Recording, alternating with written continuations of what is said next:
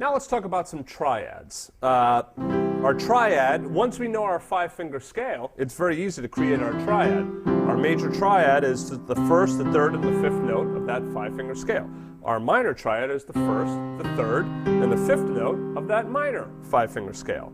So there's our C major triad, our C minor triad. The first thing you should do is just try playing your major triads in arpeggios, and then minor.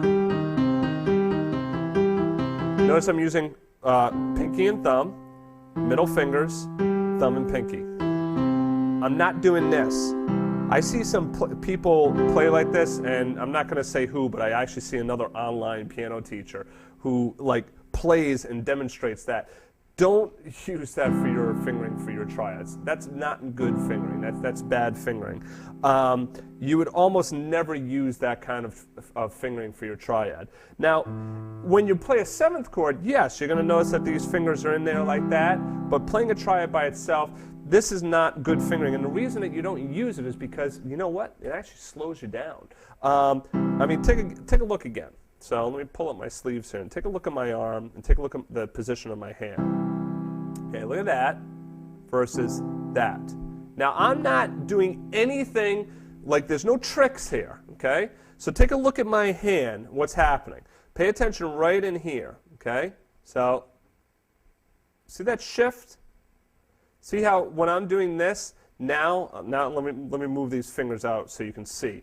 You notice that these two fingers, the second and the third finger, how much more jutted out they are? Whereas now, when I move, see how now they're much more in line with my arm? Okay? Now, just do this on your own arm. Just, take a look, and take a look at the difference between the position of your hand.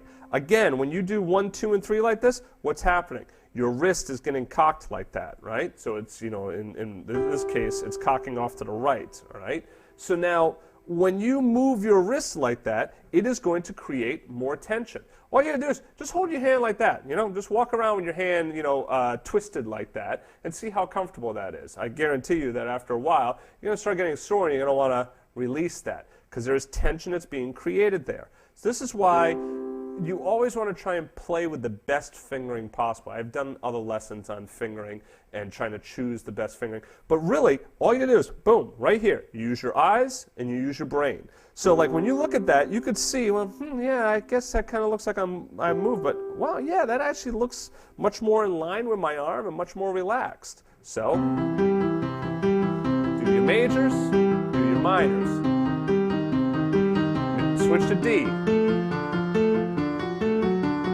Minor, major. Do contrary motion.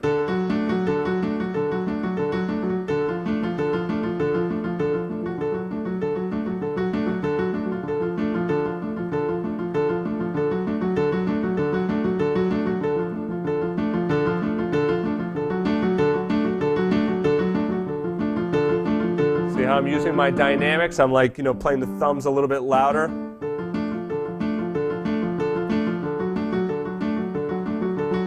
E,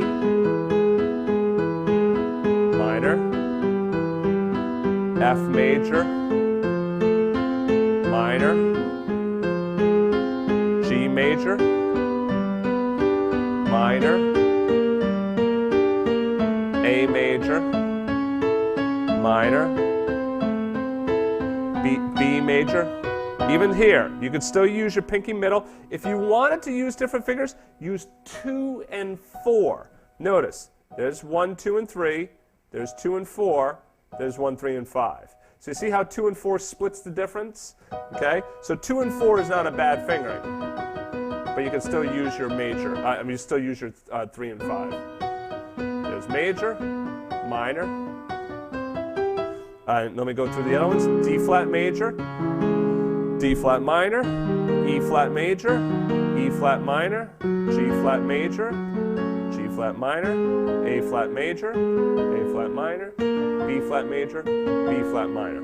Let's go through all of them one time. Okay, I'm just going to say the names and the notes. Okay, I do have some students actually that are blind, and it sometimes helps to hear the names and the notes. So that's why I'm going to say the names and the notes for those students. So we have C, E, G. D flat, F, A flat, this is D flat major, D, F sharp, A, that's D major. E flat, G, B flat, that's E flat major. E, G sharp, B, that's E major. F major is F, A, C. G flat major is G flat, B flat, D flat. Wow, that's a mouthful. G flat, B flat, D flat. G major is G, B, D. A flat major is A flat, C, E flat. A major is A, C sharp, E. B flat major is B flat, D, F. And B major is B, D sharp, F sharp.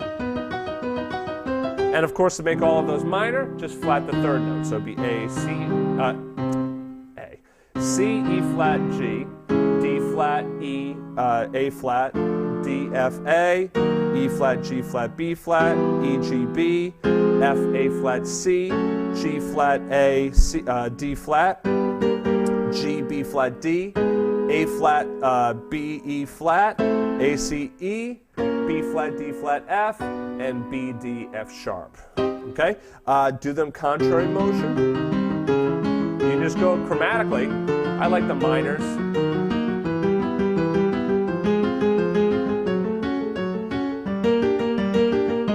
Now, to get a little bit more advanced and actually to get a really nice sound, do again that two-handed, what was the wording I was using on that before? The two-handed fluidity, that's it. So I'm playing that C minor in the left hand and I go to the right hand.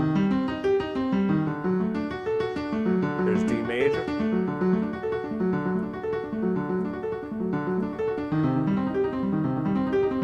Notice I'm not using any pedal. If I throw some pedal on there, I can get some nice sounds as well, especially if I do it up an octave. I'm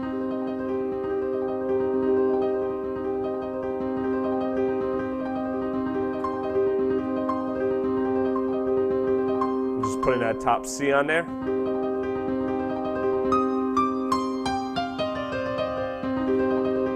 I can also do that cross-handed stuff, right? So cross hand over hand. And that's a very nice ending right there.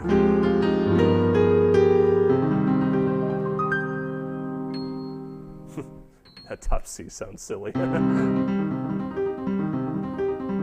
right, so try practicing those different triads arpeggiated like that to get that two-handed fluidity. And then also, you know, do two separate triads. Like here's D minor with C minor in the left hand.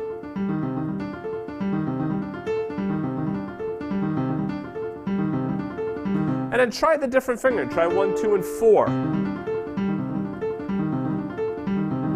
And then, you know, try 1, 2, and 3 just to see how it feels, right? Like I said, I don't want you to do that normally, but see how it feels after practicing the other way. And I bet you're going to agree with me that, yeah, that kind of feels a little bit weird. It doesn't really feel all that good, especially after getting used to playing with proper fingering. Okay? See you in the next chapter.